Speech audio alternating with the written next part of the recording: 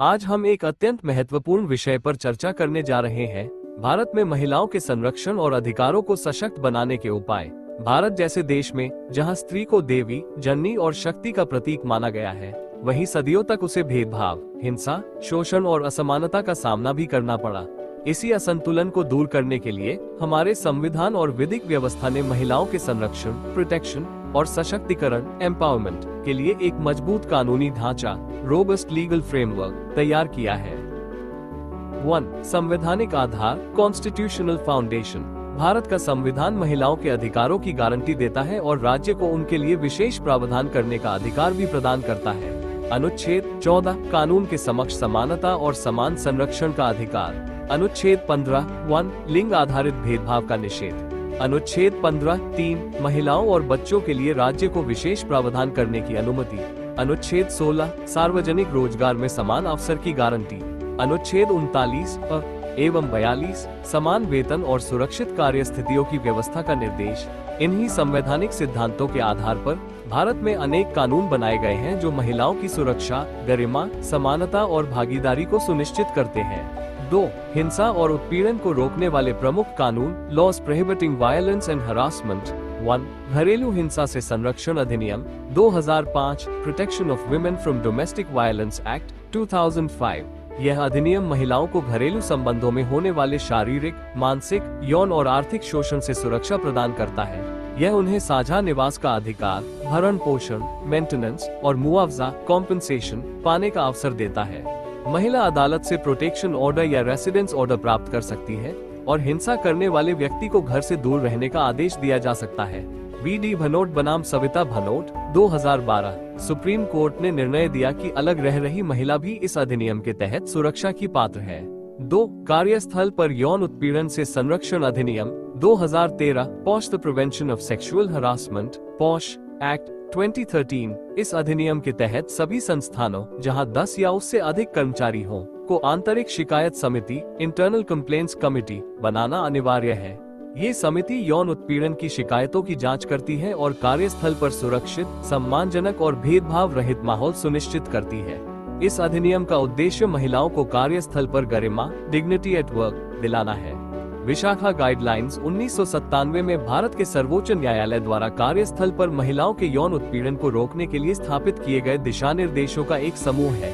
इन दिशा निर्देशों ने आंतरिक शिकायत समिति (ICC) के गठन और महिलाओं के लिए एक सुरक्षित कार्य वातावरण सुनिश्चित करने की प्रक्रिया स्थापित की। यद्यपि इन दिशा निर्देशों को अब कार्यस्थल पर महिलाओं का यौन उत्पीड़न रोकथाम, निषेध और निवारण अधिनियम 2013 द्वारा प्रतिस्थापित कर दिया गया है, फिर भी वे इस कानून की नींव है। 3. दहेज निषेध अधिनियम 1961 संशोधित 1986। ये कानून दहेज की मांग, लेन देन या प्राप्ति को अपराध घोषित करता है। दोषी पाए जाने पर कारावास और जुर्माने की सजा दी जाती है। इसका उद्देश्य विवाह संस्था में शोषण और हिंसा को रोकना है। 4. आपराधिक कानून संशोधन अधिनियम 2013 व 2018। निर्भया प्रकरण के बाद ये संशोधन लाया गया, जिसमें बलात्कार, एसिड अटैक, स्टॉकिंग, वॉरिज्म जैसे अपराधों के लिए कठोर दंड का प्रावधान किया गया। साथ ही जांच प्रक्रिया और पीड़िता के अधिकारों को भी सशक्त किया गया, जैसे कि 0 FIR, निःशुल्क मेडिकल जांच और टाइम बाउंड जांच 2 महीने के भीतर। 5. महिलाओं के अश्लील प्रतिनिधित्व निषेध अधिनियम 1986 indecent representation of women act. यह अधिनियम मीडिया, विज्ञापन या प्रकाशनों में महिलाओं के अशोभनीय चित्रण पर रोक लगाता है, जिससे समाज में उनकी गरिमा और सम्मान की रक्षा हो सके। 3. समानता और सशक्तिकरण को बढ़ावा देने वाले कानून, laws promoting equality and empowerment. 1. Hindu उत्तराधिकार अधिनियम 1956 संशोधित 2005। इस संशोधन ने बेटियों को पैतृक संपत्ति में समान उत्तराधिकार अधिकार प्रदान किए। अब बेटियां भी पुत्रों की तरह कुलवृत्ति संपत्ति की हिस्सेदार हैं। ये लैंगिक समानता की दिशा में ऐतिहासिक कदम है। 2. मातृत्व लाभ अधिनियम 1961 संशोधित 2017। ये कानून कामकाजी महिलाओं को 26 सप्ताह तक का सवेतन मातृत्व अवकाश, पेड मैटरनिटी लीव प्रदान करता है। इसके साथ ही 50 या उससे अधिक कर्मचारियों वाले संस्थानों में क्रेच फैसिलिटी की सुविधा अनिवार्य की गई है, ताकि मातृत्व के कारण किसी महिला को कार्यस्थल पर भेदभाव न झेलना पड़े। 3. समान पारिश्रमिक अधिनियम 1976 इक्वल रेम्यूनरेशन एक्ट। यह अधिनियम सुनिश्चित करता है कि पुरुष और महिला को समान कार्य के लिए समान वेतन दिया जाए। साथ ही भर्ती या पदोन्नति में लिंग आधारित भेदभाव को दंडनीय अपराध बनाया गया है। 4th बाल विवाह निषेध अधिनियम 2006 prohibition of child marriage act. ये कानून बाल विवाह को अवैध और दंडनीय अपराध घोषित करता है। यदि विवाह अल्पवयस्क लड़की से हुआ है तो वह बालिग होने पर उसे अवैध ठहराने वॉइडेबल का अधिकार रखती है। इसका उद्देश्य बालिकाओं के शारीरिक, मानसिक और शैक्षिक अधिकारों की रक्षा करना है। 5th नारी शक्ति वंदन अधिनियम 2023 नारी शक्ति वंदन अधिनियम। ये भारत के लोकतांत्रिक इतिहास का मील का पत्थर है।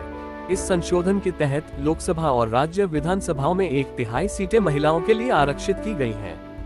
इससे राजनीतिक भागीदारी में महिलाओं की हिस्सेदारी बढ़ेगी और निर्णय निर्माण प्रक्रिया में उनकी आवाज मजबूत होगी।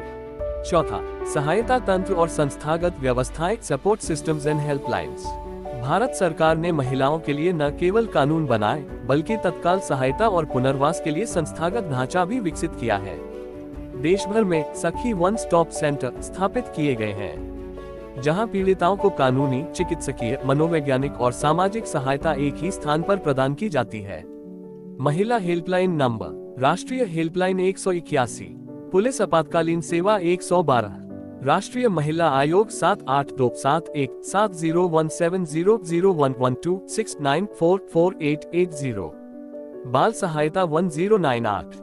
राज्यवार हेल्पलाइन उदाहरण: Uttar Pradesh 1090 women power line, Maharashtra 103, Delhi 1091, Bihar 181, Gujarat 12091, Tamil Nadu 1091, Rajasthan 1091, Madhya Pradesh 1090, Assam 181, Uttarakhand 112।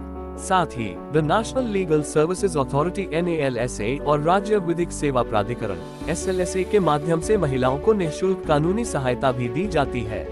5. चुनौतियां और सुधार की दिशा, चैलेंजेस एंड वे फॉरवर्ड।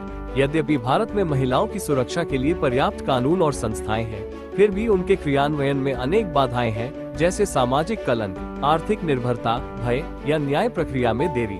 इसलिए अब आवश्यकता है कि हम कानूनों के प्रभावी क्रियान्वयन पर ध्यान दें, महिला जागरूकता अभियान चलाएं और समाज में लैंगिक समानता की संस्कृति विकसित करें। महिला सुरक्षा केवल कानूनी विषय नहीं, बल्कि मानव गरिमा और सामाजिक चेतना का प्रश्न है। अंततः ये कहा जा सकता है कि भारत ने महिलाओं के अधिकारों की रक्षा के लिए एक समग्र संवैधानिक और विधिक तंत्र तैयार किया है, जो न केवल हिंसा और भेदभाव को रोकता है, बल्कि महिलाओं को समानता, सम्मान और भागीदारी का अधिकार भी देता है। महिलाएं संरक्षण की नहीं, सशक्तिकरण की प्रतीक है। जब हर घर, हर कार्यस्थल और हर संस्था में सुरक्षा, संवेदना और सम्मान का वातावरण बनेगा, तभी नारी शक्ति वंदन का वास्तविक अर्थ साकार होगा। सशक्त महिला ही सशक्त समाज की नींव है। अगर आपको यह वीडियो जानकारीपूर्ण लगा तो इसे लाइक करें, शेयर करें और ऐसे ही उपयोगी कानूनी विषयों पर सटीक जानकारी के लिए हमारे चैनल को सब्सक्राइब करना न भूलें। धन्यवाद।